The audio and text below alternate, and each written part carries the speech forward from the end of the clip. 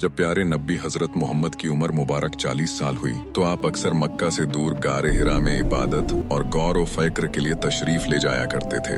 एक रात जब आप घर में मशगूल इबादत थे, अल्लाह ताला के हुक्म से फरिश्ते जिब्रील पहली वही लेकर नाजिल हुए और कहा, पढ़िए। आपने फरमाया, मैं पढ़ना नहीं जानता। फरिश्ते ने आपको सीने से लगाकर भींचा और दोबारा यही कहा। तीसरी मर्तबा जिब्रील ने सूरह अलकन की पहली 5 आयत तिलावत की, जिनमें इंसान को उसके रब के नाम से पढ़ने का हुक्म दिया गया, जिसने उसे पैदा किया। ये नबूवत का आगाज और कायनात में हक की पहली सदा थी।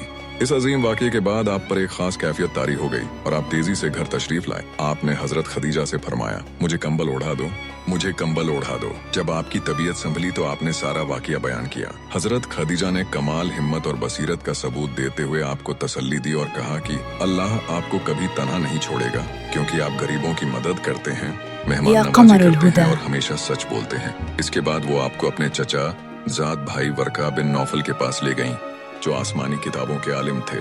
वरका ने सुनकर तस्दीक की कि ये वही फरिश्ता नामूस है जो हजरत मूसा पर नाजिल हुआ था, और उन्होंने आपके नबी होने की खुशखबरी दी। नबूवत के इस ऐलान के बाद अल्लाह के हुक्म से आपने तौहीद की दावत का आगाज किया। सबसे पहले आपने अपने करीबी लोगों को इस्लाम की तरफ बुलाया।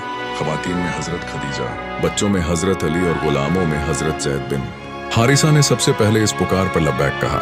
ये वो दौर था जब मक्का जहालत के अंधेरों में डूबा हुआ था। लोग बुतों की पूजा करते थे और इंसानियत सिसक रही थी। आपकी इस हक्का की आवाज ने बातिल के ऐवानों में हलचल मचा दी और एक नए इंकलाब की बुनियाद रख दी। कुछ अरसा खुफिया तबलीग के बाद अल्लाह ताला ने हुक्म दिया कि अब हक्का की दावत सरेआम दी जाए। चुनांचे आपने कोहे सफा पर खड़े होकर कुरैश के तमाम कबीलों को पुकारा और पूछा, अगर मैं कहूँ कि इस पहाड़ के पीछे एक लश्कर तुम पर हमला करने वाला है तो क्या तुम मेरा यकीन करोगे? सबने यकजुबान होकर कहा, हाँ, क्योंकि हमने आपको हमेशा सादिक और अमीन पाया है।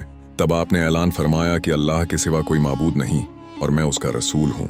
अगरचे मक्का के सरदारों और खुसूसन अबू लहब ने सख्त मुखालफत की, लेकिन हक़ की ये सदा अब रुकने वाली नहीं थी। नबूवत का ये ऐलान सिर्फ एक दीनी तब्दीली नहीं था, बल्कि ये इंसाफ, बराबरी और अमन का पैगाम था। इस दिन से हक़ और बातिल के दरमियान एक वाजह लकीर खिंच गई।